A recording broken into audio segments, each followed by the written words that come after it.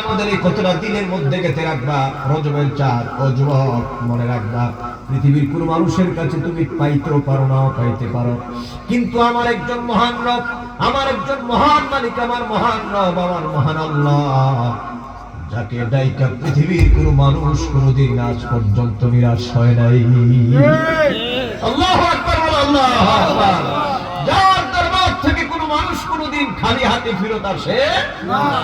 এজন্য আল্লাহর সাথে একটু সম্পর্ক লাগাও, আল্লাহর সাথে একটু মহব্বত লাগাও, আল্লাহকে একটু ডাকো, আমার দয়াল নবীর উপর বেশি বেশি দরুদ শরীফ পড়ো। দেখবা আল্লাহ পাক তোমার জীবন সুন্দর করে দিবেন। পৃথিবীতে আল্লাহ পাক প্রবৃত্তি দিবেন, শান্তি দিবেন, আল্লাহ পাক সমৃদ্ধি দিবেন। পারিবারিক ভাবে আল্লাহ পাক সুখ শান্তিময় জীবন আমাদেরকে আল্লাহ পাক তিনি দান করে দিবেন। সুবহানাল্লাহ। এই বিশ্বাস আমাদের ভিতরে আছে না নাই? আছে। বলেন শান্তি দেওয়ার মালিক কে? আল্লাহ। আস্তে কোন আওয়াজ দিয়ে বলো, শান্তি দেওয়ার মালিক কে? আল্লাহ। অতএব বেশি বেশি ডাকতে হবে সে আল্লাহকে, আর সে আল্লাহকে রাজি খুশির জন্য আমার নবীর উপর দরুদ শরীফ।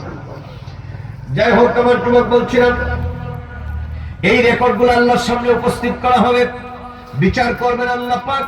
এরপরে আল্লাহ পাক বলেন, বান্দারে ওই যে কিয়ামতের আর কিছু বিভীষিকার কথা মহাগ্রন্থ আল কোরআনুল কারীমের ভিন্ন ভিন্ন আয়াতের মধ্যে আল্লাহ পাক তিনি বর্ণনা করেছেন। আল্লাহ পাক বলেন, শুনে রাখো, وَيَوْمَ نُسَيِّرُ الْجِبَالَ وَتَرَى الْأَرْضَ بَارِزَةً وَحَشَرْنَاهُمْ فَلَمْ نُغَادِرْ مِنْهُمْ أَحَدًا وَعُرِضُوا عَلَى رَبِّكَ صَفًّا لَقَدْ جِئْتُمُونَا كَمَا خَلَقْنَاكُمْ أَوَّلَ مَرَّةٍ بَلْ زَعَمْتُمْ أَن لَّن نَّجْعَلَ لَكُم مَّوْعِدًا وَوُضِعَ الْكِتَابُ فَتَرَى الْمُجْرِمِينَ مُشْفِقِينَ مِمَّا فِيهِ وَيَقُولُونَ يَا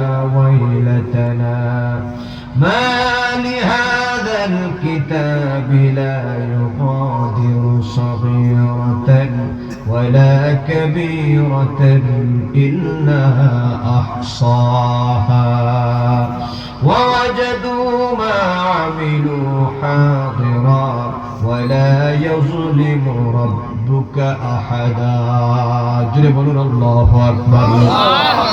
যুবকরা শুনে রাখো, ভয়াল কিয়ামতের ভয়ানক ময়দানটা কেমন হয়ে যাবে। আল্লাহ পাক বলেন, ও দুনিয়ার মানব সম্প্রদায়, ওই পরকালীন দিবসের কথাগুলো তোমাদের চিন্তা করা দরকার। ওই দিনগুলোকে আমি আল্লাহ পাক কিভাবে করব।